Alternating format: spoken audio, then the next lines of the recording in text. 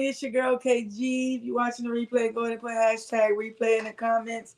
The way you know you're watching the replay is when you look up and you don't see that live red box. That means you're watching the replay. If you're new and you've never watched any of our lives before, go ahead and put new in the comments. And if you're watching us live, go ahead and put hashtag HeySK in the comments and go ahead and drop that clock. Why? Because every day we are reclaiming our time. My name is Katia Green. This is my lovely wife, Stephanie Green. We make up HeySK. We are your superheroes of self-care, aka transformational mentors. We help wounded healers activate their inner superhero, aka their inner child, so they can live a bold, fun, and free life. It's Wednesday. That's what that is. SK After Dark, y'all. Y'all know we get down and dirty. What they get down, what they get down. So tonight we are talking about self-care in a relationship. Self-care in a relationship. On my timeline and people I talk to like in my job and just in person, just me, running into people in the community. Self-care in a relationship is really non-existent. And I don't know, I haven't done a study, so I don't know the amount of women versus men when it comes to self-care in a relationship. But I do know that it's not happening enough. I noticed that a lot of times people feel that because they get in a relationship, they get married, and they have children, that they are not, like, it's just like who you are as a human individual shuts off. I'm a wife, I'm a mother now, and it's to the point where people don't take care of themselves because they feel like I come last. They are like all these people that came in your life after you, because you had to be born, and it's you that the more people you bring into your life, all of a sudden, all of those people you add to your life becomes more important than you. And I never understood that concept until I stepped outside of my upbringing and I really started going to therapy and I really start healing and dealing with my trauma. I'm like, why are we taught to put everybody else before us? Like, why is that? Why are we pretty much conditioned to put everybody before us? And then if we do make time for ourselves, we are guilted back into that unhealthy habit. And so we're here to talk about how it's okay to have self-care in a relationship, even though you're a wife, even though you're a mom. And then for people who is just them, like Steph and I, if your dynamics is like Steph and I, where you don't have no children, it's just you and your significant other, no matter what sexual orientation that is, it's okay to take care of you. It's okay to take care of you. So, what? I was going to ask you something. Oh, go ahead. I was going to ask you, like, what are your thoughts on it? Like, before we dive into it, did you have something to add? Do you, do you on your timeline?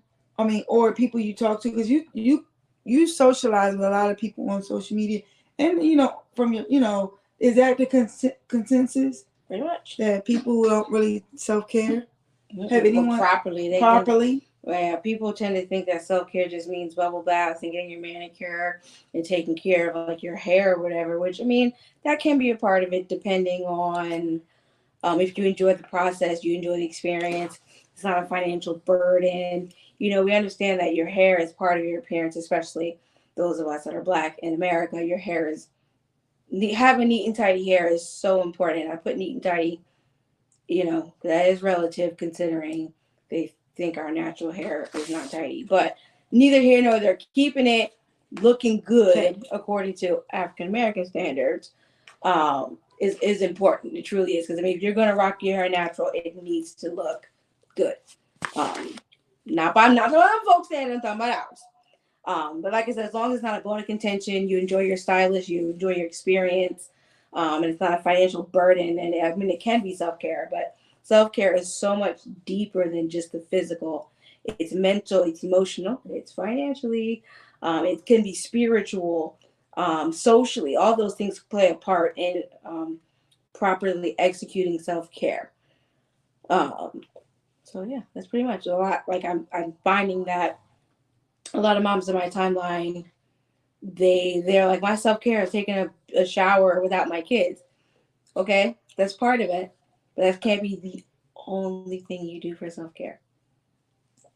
You've got to find other ways to take care of you in terms of finding time to even take a walk, to get your body moving, or get their 15 minutes of exercise, how much exercise you want, or make sure you eat properly, which for some of you it means eating, period. But for some of you, you need to eat better for your health needs, or your weight loss goals, or your weight gain goals, stuff like that.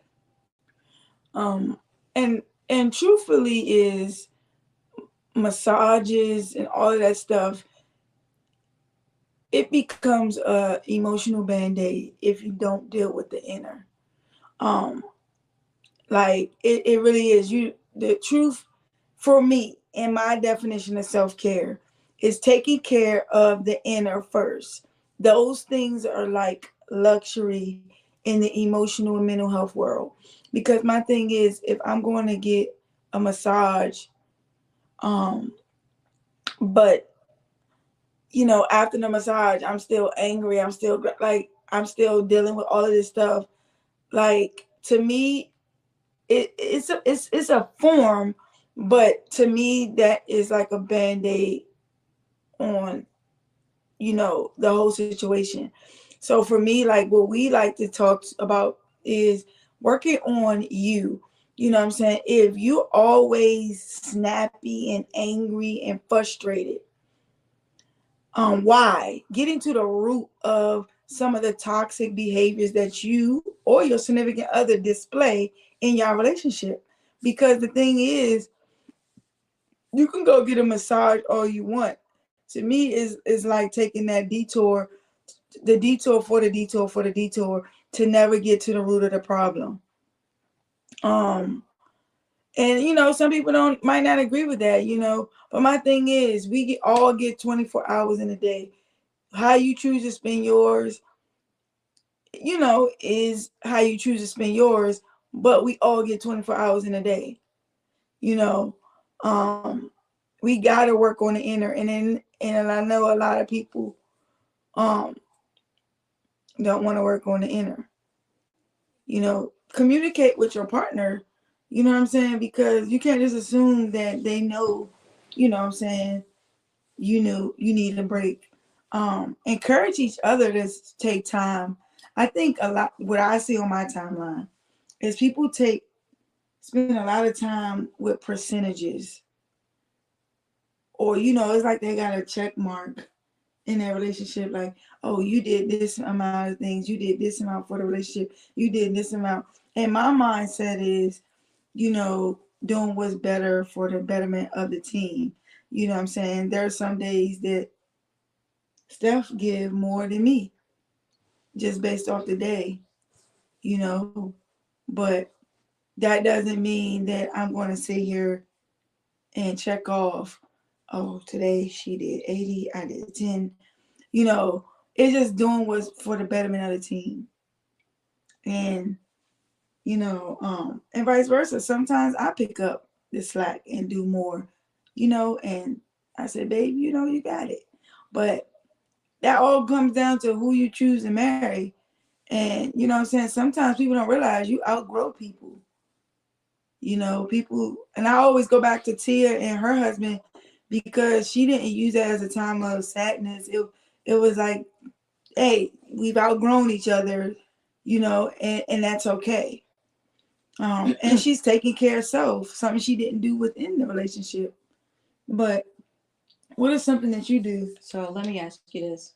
So, what does self-care look like inside a relationship? Because you mentioned that Tia is now doing her self-care outside a relationship now that she's left. What would that look like She should inside? have been communicating her needs inside, like what she was doing.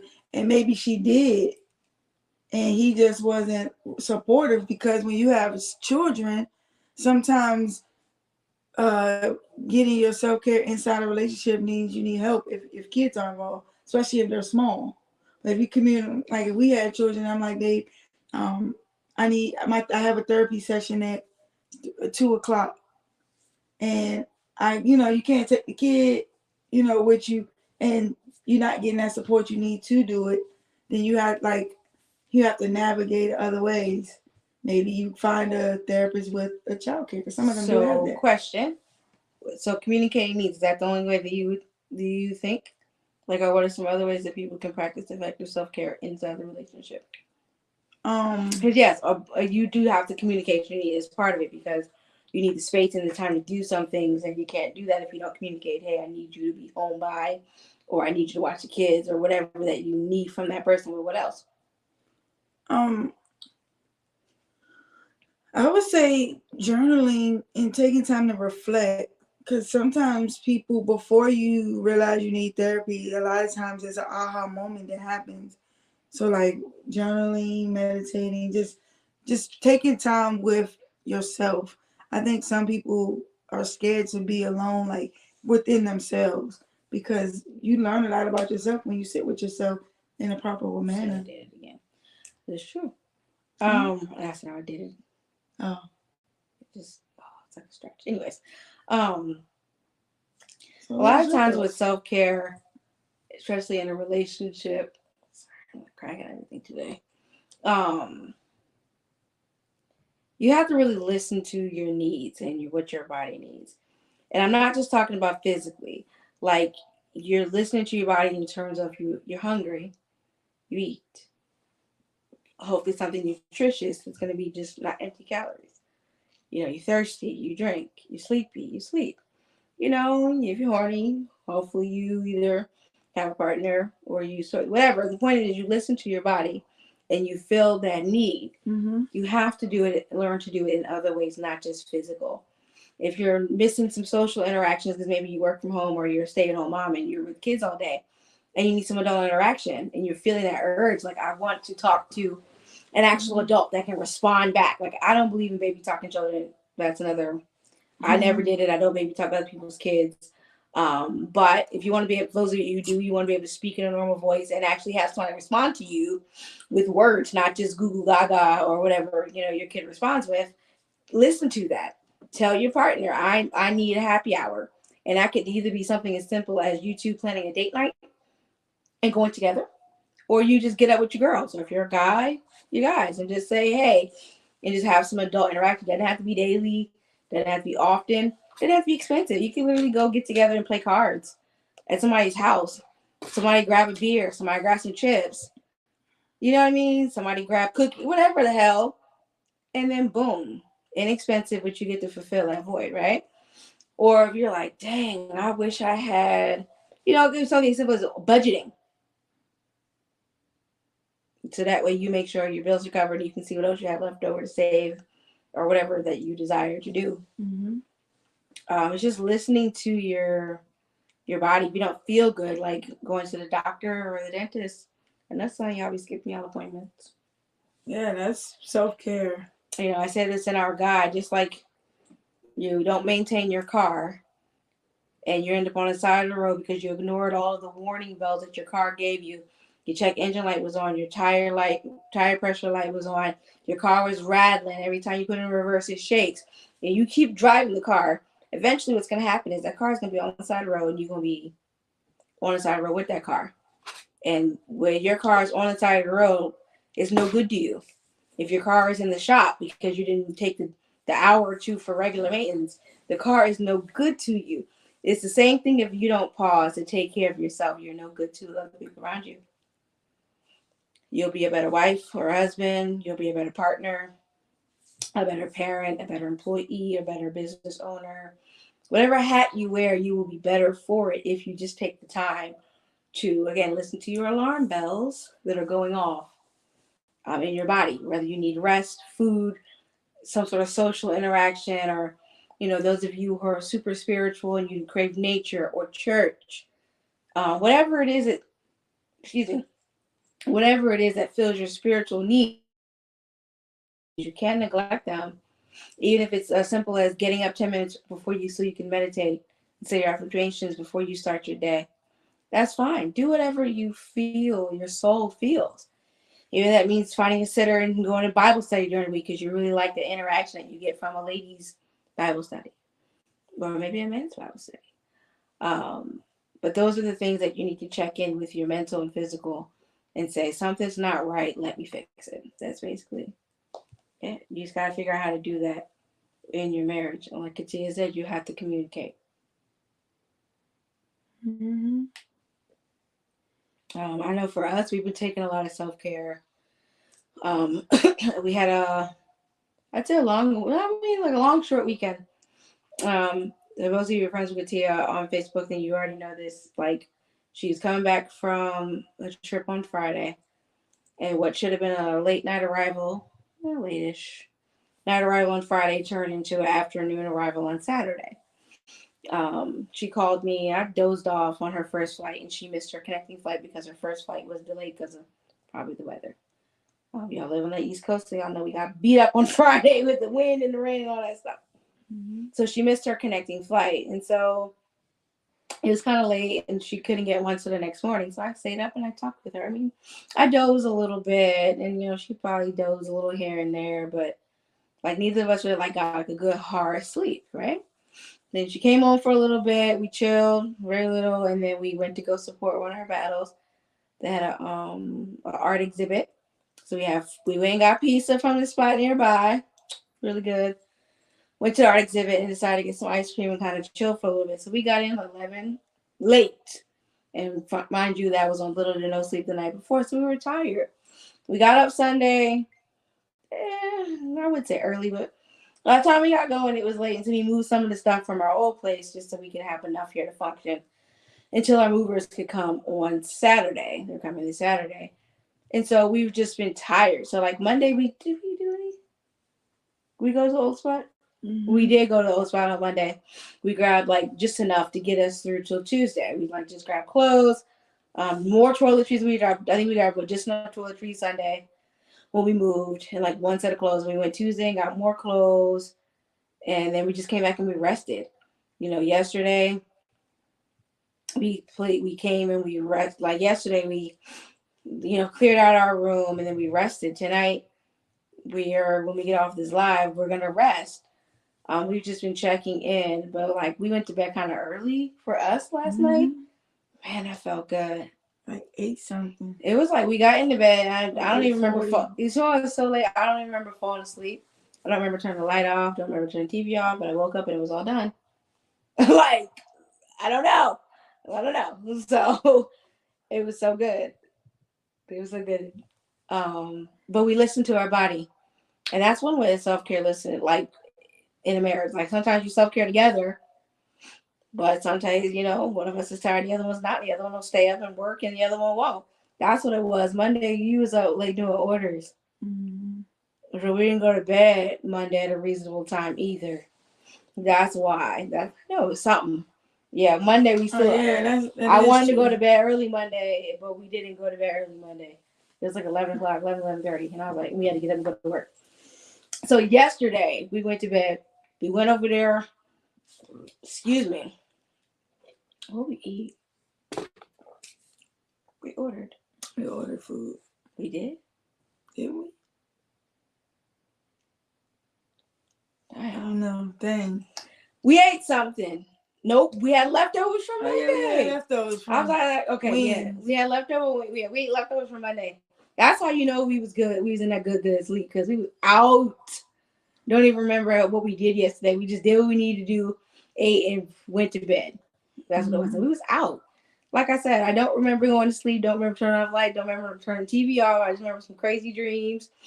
And I'm learning when I dream crazy, I'm either like not sleeping good or I'm sleeping real good. And last night I slept real good because I don't remember the crazy dreams. I only remember really remember details when I'm not sleeping that good. So there's that. But that's what self-care looked like. We was tired, we listened to our bodies, and we got some good sleep. And it made for a more productive day today. I think, for me at least. Yeah. And sometimes like self-care in a relationship can be y'all like doing something together. Like it's something both of us need. Sometimes we need the same thing for self-care. Like and it's so crazy, like, but we can do it, you can do it together, but it benefits individually. So don't feel like you always gotta do things alone. You do need your me time, but a lot of times we do stuff that benefit us together. Like both of us need to work out. And working out is good. But we might go to the gym together and do different things, but we still together. So yeah. Like another form of self-care is we're not gonna stay on loud as long either. Like all night, we're not, because we need to rest. Like I'm learning, and we're not old. Let me preface this. However, there is a difference between your 20s and your 30s. I don't give a damn what most of you say. It's true. You just don't recover as well from maybe binge drinking. Those y'all binge drinkers, y'all know what I'm talking about. We're not binge drinkers. I gave up some days. That was really never her thing, and I was never like a binge drinker, but I don't drink for the purpose of being drunk. Never. I just said that. I no longer drink for the purpose of getting drunk. I gave that up in my 20s because why? But I mean, I drink. But anyways, it takes a little longer to recover from like things of lack of sleep, a night of partying. And so like this week, it's been a lot with moving. Like, granted, I'm grateful that the move got pushed back after her flight got delayed because it worked out how it was supposed to because, yeah. But I'm tired. Still, I mean, getting there. But, baby steps. I mean, you don't recover like you do in your 20s, in your 30s like you did when you were in your 20s. So we've just been taking it like kind of easy this week. And I know like you've been busy with work and stuff too, so it works. Mm-hmm. But you just gotta listen to your body and your soul and what your spirit needs, and fill it. Fill your personal love tank. Fill it. Oh, sorry. Stop. I sound sorry.